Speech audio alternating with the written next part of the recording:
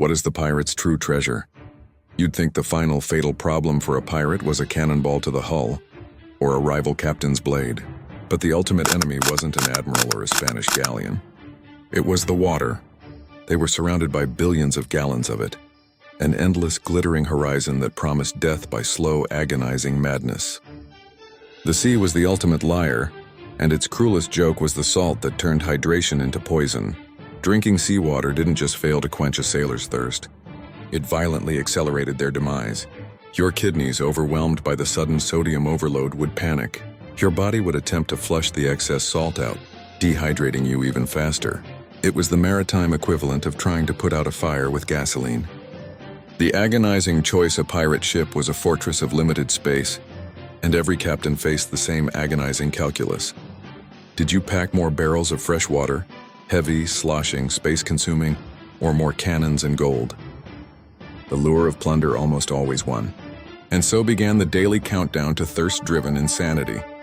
The sight of a desperate, cracked-lipped sailor secretly dipping a tin cup into the ocean was a tragedy in progress.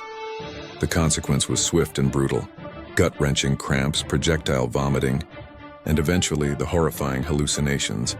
They'd swear they saw cool, fresh springs bubbling just beneath the next wave. The smartest captains learned fast. Water wasn't a luxury item. It was the gold standard of survival. Pirate ingenuity. The scavengers' art pirates weren't just sea bandits. They were desperate engineers of moisture. The rain ritual: when a storm rolled in, the crew didn't just cower. They mobilized, turning the very fabric of their ship into a collection system. Sails, once dedicated to speed, were stretched and angled to become massive, grimy funnels, guiding rainwater into the waiting barrels. But dirty canvas meant salty soup. So a bizarre ritual took place. Before every single storm, crews would waste precious stored water to scrub the massive sails clean, a desperate trade to ensure the water they collected was potable. The morning dew, when the skies were clear and the sun beat down, they turned to the air itself. At sunset, the crew would leave cloths and towels draped over the rails. All night, these fabrics would soak up the humid sea air. At dawn, they were wrung out, drop by agonizing drop.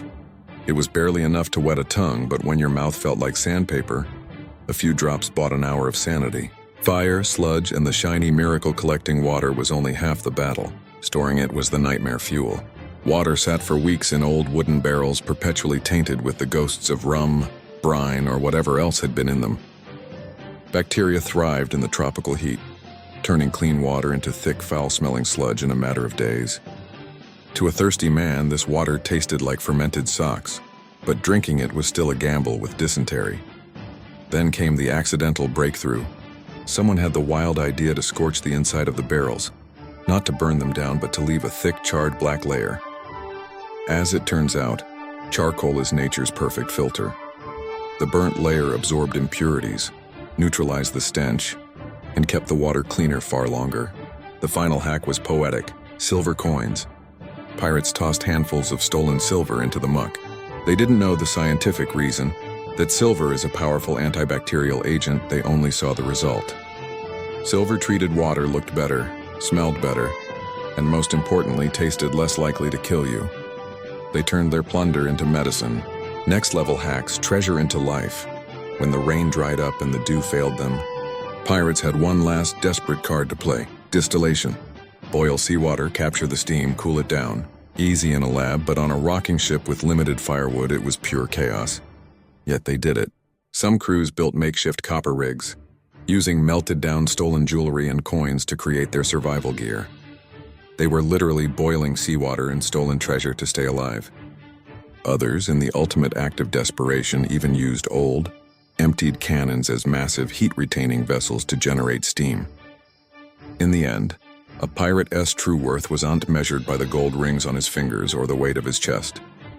It was measured by the few precious gallons of clear, life-saving water he had managed to scavenge, filter, and protect. Because water kept the crew alive, and when you're alive, that's when the real adventure begins. This is a story of incredible resourcefulness. Which of these desperate pirate hacks did you find the most brilliant?